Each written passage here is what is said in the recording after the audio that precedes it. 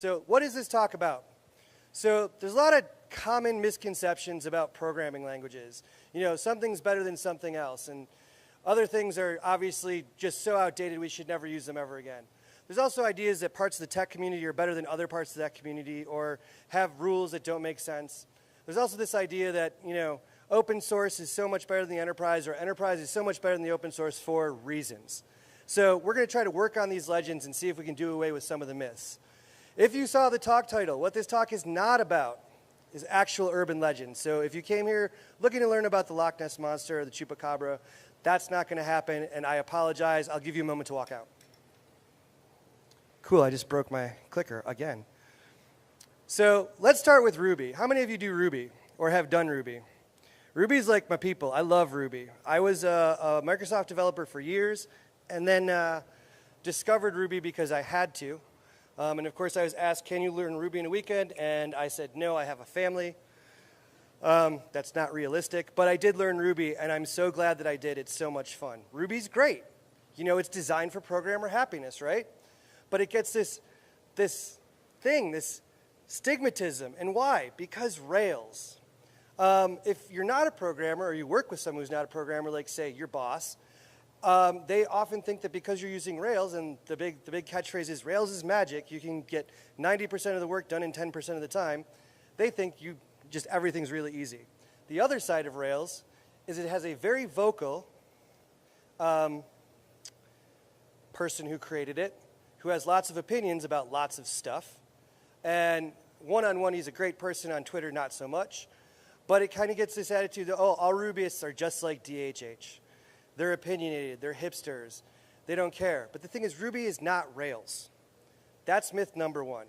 You can do a lot of Ruby without ever using Rails. I've developed a bunch of applications that have nothing to do with Rails. There's so many other frameworks out there.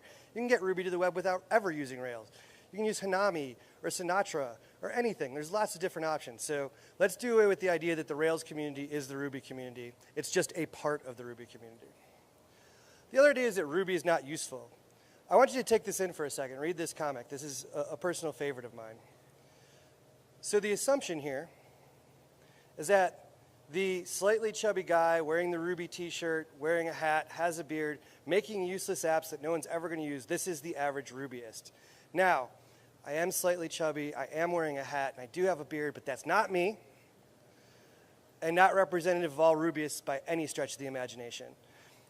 Now, granted, yeah, people do make useless apps in any language, not just Ruby. But this whole, you know, I built an espresso, something that finds single source espresso in Soma because everyone, of course, who uses Ruby works at a startup in San Francisco that makes equally useful products. And the other guy's like, cool, I've made the app that keeps this plane in the air. Good for you. Hopefully it's not United. Had to slip that in there. But yeah, I mean, like, this is kind of the concept. You know, I even saw this. As I was getting ready for this talk, as I was coming here, this is a tweet that came out like the night before I got to Denver. And I was like, come on. And names have been redacted to protect the innocents, but I was like, seriously? It's 2017. Be realistic. Ruby is strong. There are large-scale companies using Ruby. At Logs.io, we use Ruby. Zendesk uses Ruby. How many of you use Zendesk? It's a pretty common ticketing system. Hulu, Blue Box, you know, Twitter still on the back end uses Ruby. These are huge companies. So to say that Ruby is for hobbyists or Ruby is for hipsters is just unrealistic. So let's talk about Ruby's mortal enemy, of course, is PHP. How many of you have been or are PHP developers? Don't be embarrassed, put your hands up. First of all, let's do away with that myth, that Rubyists and PHP people don't get along. There's some kind of cross-bearance, and yes, maybe at one point in the beginning there was because whatever, politics and reasons. But PHP is an amazing language. I mean, a lot of hands went up when I said who's done PHP, because PHP does a lot. It powers like 80% of the internet. So when people come up and say, PHP is dead, man, that thing it's gone. 80% of the servers on the internet are running PHP in some way, shape, or form. Even within Rails, there is a PHP tie-in so that you can port PHP code to Rails and use it effectively. So if it's dead, I'm pretty sure 80% of the internet wouldn't be using it. What are some other myths about PHP? There's no objects in PHP. And if the last time you used PHP was like PHP 4.3, you're probably right. It wasn't. It was just basically jazzed up home pages. It stood for personal home pages when it first started out, so that's realistic. If you've used it since then, 5.0 to 7, we won't talk about PHP 6 because that's a whole other issue that I don't have time for. It's all object-oriented. They're focused on the object. Is it functional programming? No, but that's, again, a whole other talk. So it is object-oriented. It's not realistic to say it's not. PHP is slow. This is a perspective issue. I mentioned Ruby before. Everybody says Ruby is slow. PHP is slow. These things are slow. And as developers, our concept of slow is totally skewed. We're like, wow, that took 0.004 milliseconds. That's taking way too long. Someone's looking at your web application. Chances are they don't even notice that it was 0.004 milliseconds. They just know that this page came up. When we're talking about users using an application, that's when we worry about slow, and that number is 4 seconds. And if your code is running at 4 seconds, you have deeper problems than the particular language you're using to develop. So slowness is an entire myth. What else? PHP is not secure. This is another issue. I know there's a lot of SecOps folks in the crowd, and I think they all understand that if you're not developing with an eye towards security, you've already screwed up. Who cares what language you're using? You need to have a secure application when you're developing it, regardless of the language you're using. So PHP is just as secure as Ruby or Java or Python or anything else. So let's put that myth to bed. Security is on the person building the application. It's not on the language they're using. Java. Who doesn't love Java? Java, also considered, okay, maybe I shouldn't have raised my hand. My bad.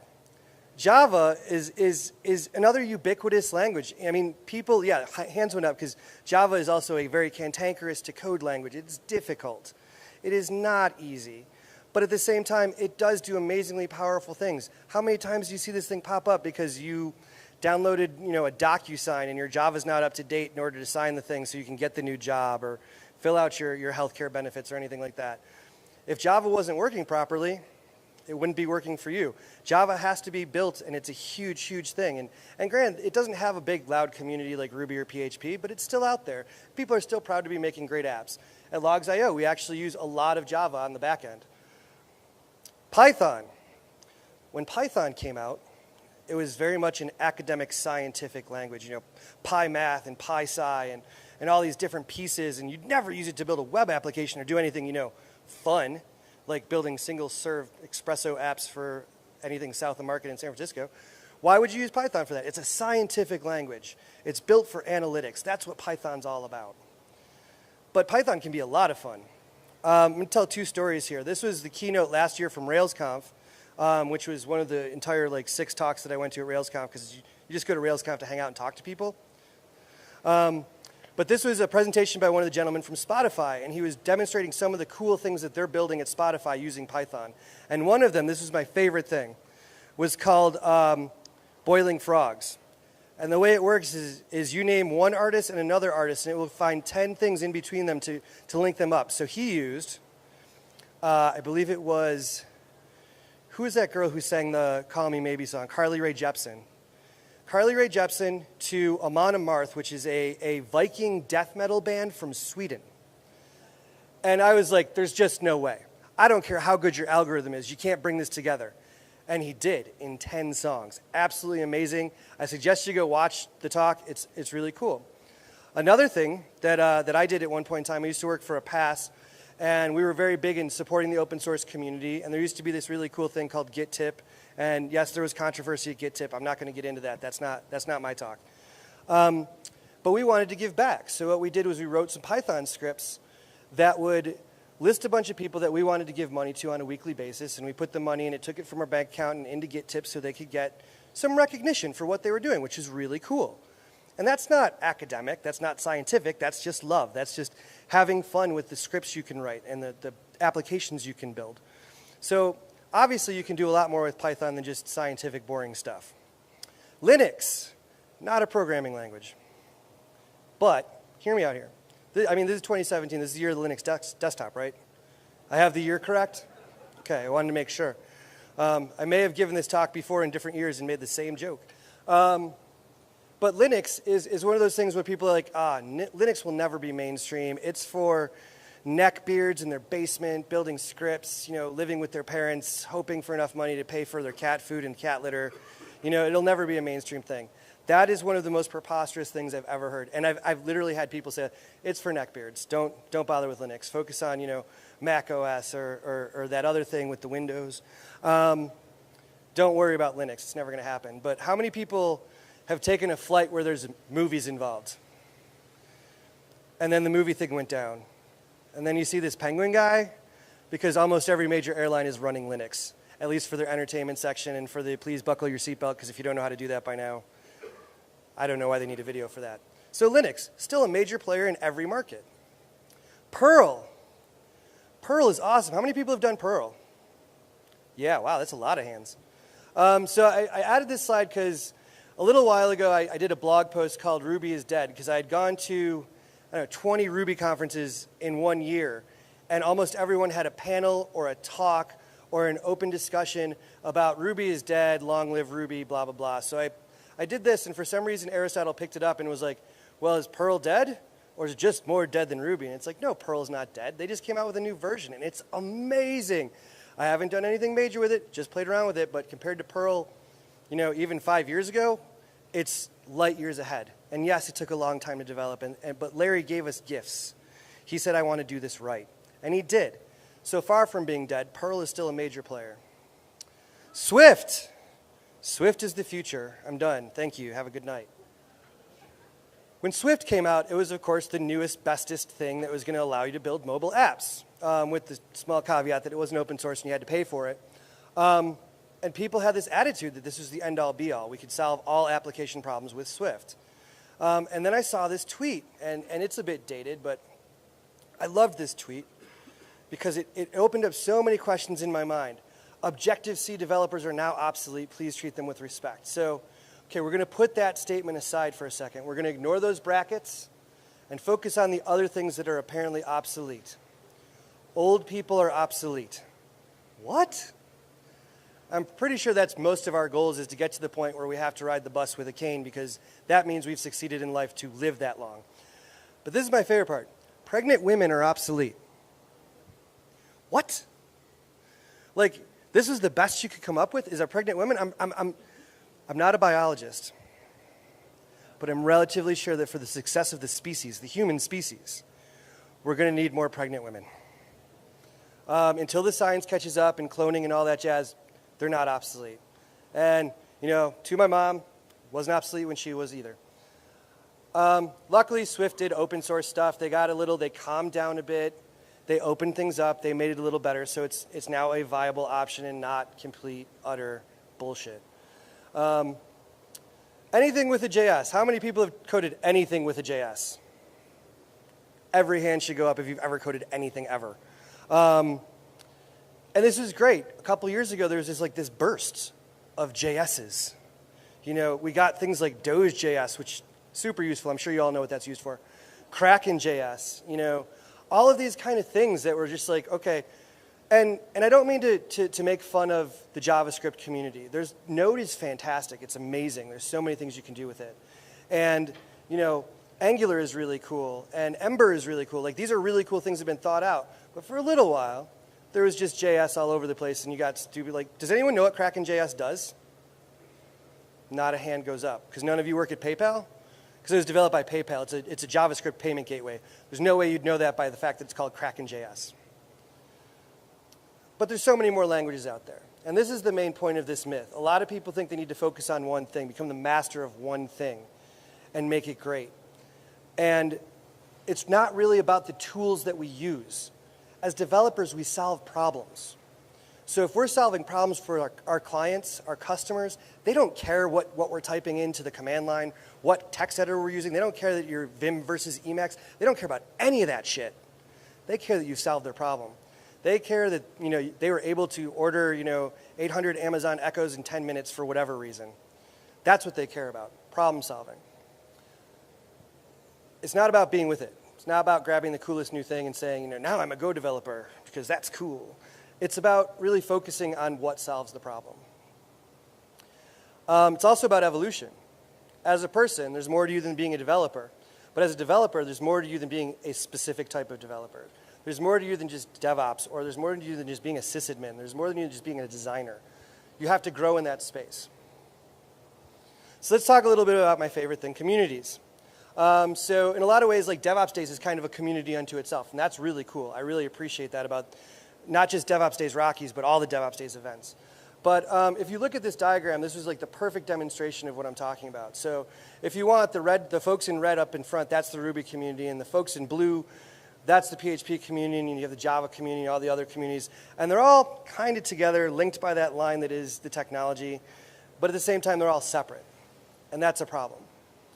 Part of that problem comes from the things that people say, their impressions. And I'm going to read these because these are literally things, and then no attributions. I will not say who said these things. But these are things that people say that are absolutely preposterous to me. Designers aren't developers. They shouldn't be at hardcore tech meetups. I don't know about you. I can code things backwards and forwards. I can make things work. They function. They do what they're supposed to do. And they're in Times New Roman with a white background and black text because they look like shit. I can't design anything. I can't design anything at all. And then a designer comes along and makes magic, and now everything's beautiful. So to say that designers aren't hardcore or they're not techie enough, preposterous. One of my favorite, sysadmins can live without developers. What do we need them for? Okay, that's a very interesting concept. There was a little bit of friction on that. This was someone that I worked with, and I just kind of leaned over and I said, okay, so let's say all the developers go away. Cool. What are you a sysadmin for? What's going on the server? Just going to have a server sitting there that you're monitoring and taking care of? Preposterous. This one, a little bit weird. Business folks don't get developers. Business folks that make the effort absolutely do. They should be a part of the tech community. If they're selling tech or they're hiring for tech or they're running a tech company, they have to be involved. And if they're involved, they will understand developers. And in a little way, as a developer, it's our job to help them get there. Tech people are socially inept, all of them. I've been doing this for a while. I consider myself a fairly social person. I may have played a little beer pong with giant oil barrels last night. I think that's a pretty social activity, talk to a bunch of people. So that's just complete and utter bullshit. It's about cross-pollination, learning from other groups. If you don't accept everyone, then you're not going to get everyone's perspective. And if you don't have everyone's perspective, it's just like coding something without ever showing it to a user. It's like building something without ever having someone use it. That means you have no idea how it's going to be used and you don't really know what's going on. So cross-pollinate. This way we can make a better tech community. We can make the tech community awesome. So let's talk a little bit about open source in the enterprise. Apple and oranges, right? I did work for a year at IBM as one of their teams as an advocate for open source at IBM. It was an interesting experience. They have a lot more loopholes to jump through, but I learned a lot. We'll go back to this, the idea that one person's code is better than another person's code. Obviously, the guy in the collared shirt and button down is an enterprise developer, and the other guy is a Ruby guy. So he works with open source. And of course, all open source people are dirty scumbags who live in their parents' basement feeding cats. You know, I think I already covered the whole neckbeard issue. And of course, all business people are like, haha, business! They work in dirty little gray cubicles to build software for other people who work in other little dirty gray cubicles. But that's not the case. There's a lot we can learn here. You know, if we get along and we understand, the open source developer can teach the enterprise developer a little bit about creativity, a little bit about craft, and how having the input to do things allows you to actually move and have some artistry within your code. And the enterprise developer can teach open source developers a little bit about organization and how to have things, you know, running in a certain way so that you're better serving the people who are part of your community. So there's something to learn. What else? There's this idea out there, and I know if you've ever been on LinkedIn or any job board or anywhere on the internet ever that involves being hired, there's this concept of the rockstar wizard ninja. How many of you are rockstar wizard ninjas? Put your hands down. If you were a rock star, you would be up here, there would be a band playing, someone would be singing, people would be going nuts, it would be amazing, you'd be making a lot more money than you're making right now. If you're a ninja, maybe you are, but you couldn't have raised your hands because I'm not able to see you. And as much as I love Harry Potter, wizards aren't real. Probably. So this whole idea that, you know, we're special because we're developers, or we're special because we're a certain type of developer, or we do some special function within the tech community, it's a myth. it's garbage, and we need to stop feeding that. So when you see the job article or you get that, I saw your GitHub profile and I wanted to send you an email. You're a rockstar ninja wizard. If you see that, just respond with, no, I'm not. Find some other doofus.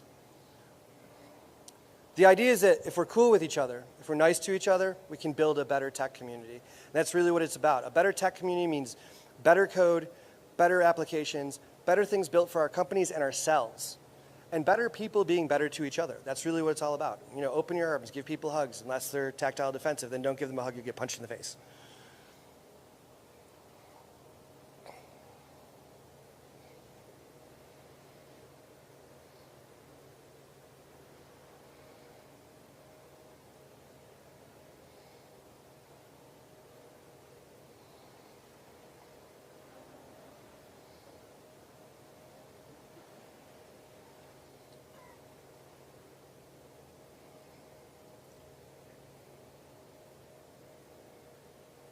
Thank you very much.